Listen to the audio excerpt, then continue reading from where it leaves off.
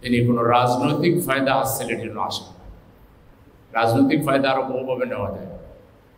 তিনি এসেছিলেন যে চিকিৎসার পর্যাপ্ত ব্যবস্থা আছে কিনা, এখানে আর কিছু করতে হবে কিনা।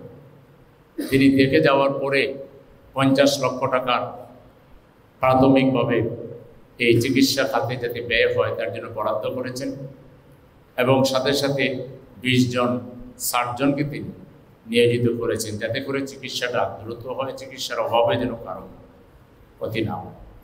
দুর্ভাগ্যজনকভাবে বাংলাদেশের একটা পত্রিকা, যেটা মূলত আসলে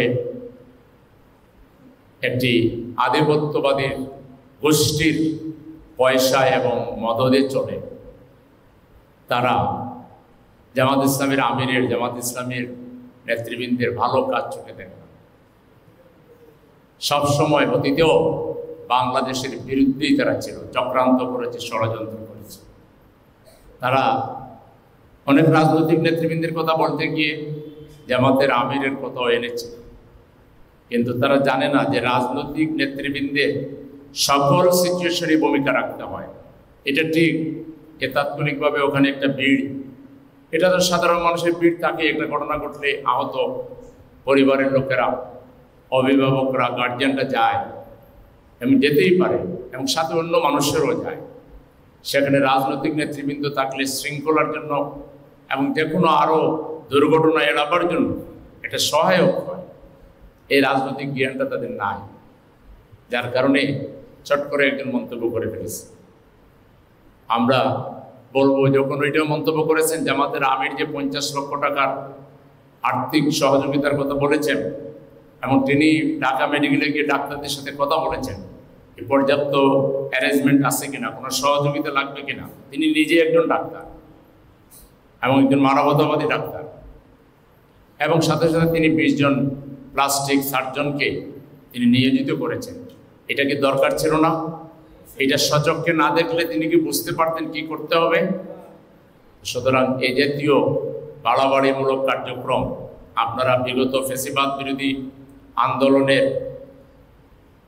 যখন চূড়ান্ত পর্যায়ে ছিল, আপনারা তখন অসহায় ছিলেন।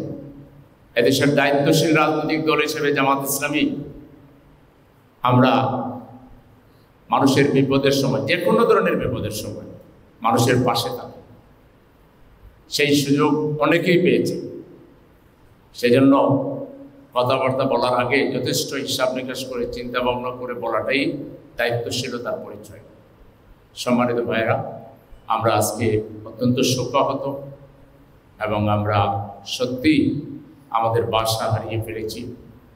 আমাদের প্রিয় কলেজার টুকরা ফুলগুলোকে, আমাদের আগামীর ভবিষ্যৎ জাতির কর্ণধারগুলোকে হারিয়ে আমরা গোটা দেশবাসী আজকে শোকাভিভূত।